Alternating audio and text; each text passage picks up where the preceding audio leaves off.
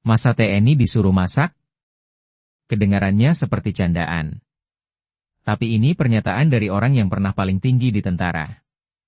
Jenderal Purnawirawan Gatot Nurmantio. Panglima TNI tahun 2015 sampai 2017. Dia bicara di webinar Kamu Bertanya, Jenderal Gatot menjawab, Rabu 19 Agustus 2026. Begitu kalimatnya keluar, satu pertanyaan langsung menggantung. Sejak kapan tentara jadi koki program pemerintah? Yang dia serang bukan orang. Dia serang pola. Pelibatan TNI yang makin masif di program andalan Presiden Prabowo. Makan bergizi gratis. Kantor Koperasi Merah Putih. Semua disentuh.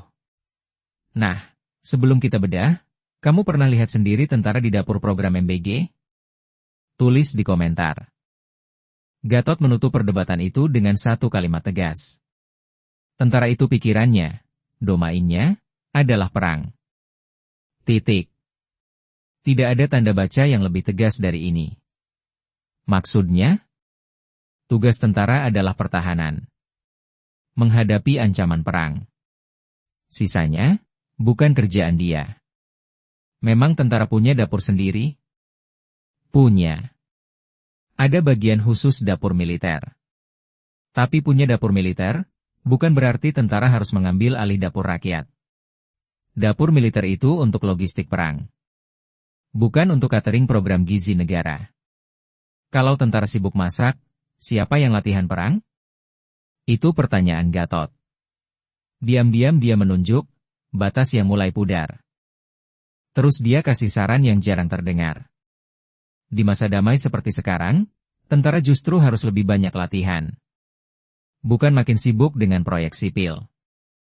Masa damai itu investasi. Waktu untuk latihan, membangun kesiapan tempur.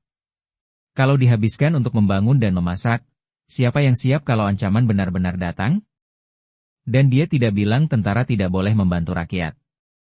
Bantuan saat darurat, itu satu hal. Tapi dijadikan tenaga kerja tetap program pemerintah, itu cerita lain. Satu lagi yang dia sentuh. Kantor Koperasi Merah Putih.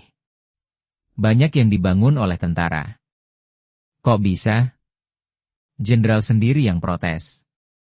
Dugaan dia, murni efisiensi. Tentara punya banyak orang, punya alat, bisa gerak cepat. Mumpung ada, pakai saja. Tapi dia minta hati-hati. Kalau bisa, kegiatan-kegiatan yang di luar domain itu jangan menjadi pengisi kegiatan. Efisiensi itu terlihat di permukaan. Ongkosnya tidak terlihat. Batas antara fungsi tentara dan pekerjaan sipil semakin hilang. Sekali batas itu hilang, susah balik. Bagian paling penting ini. Gatot jelas-jelas bilang, jangan salahkan tentaranya. Mereka menjalankan perintah. Itu semua bukan keinginan TNI, tapi atas perintah. Yang paling bertanggung jawab adalah yang memberi perintah. Karena bagi prajurit, komando adalah harga mati. Lalu dia menambah garam. Soal meritokrasi. Katanya masih banyak kenaikan pangkat lewat jalan koneksi, bukan kemampuan. Kalau militer sudah tidak meritokrasi, jangan berharap dia bisa netral. Biar angkanya jelas. Sampai September 2025, ada 452 sentra pemenuhan gizi milik TNI untuk program ini. Anggaran MBG 2025 mencapai 71 triliun rupiah. Programnya sebesar itu, jadi pertanyaan pun ikut sebesar itu. Dan harus dijawab oleh siapa?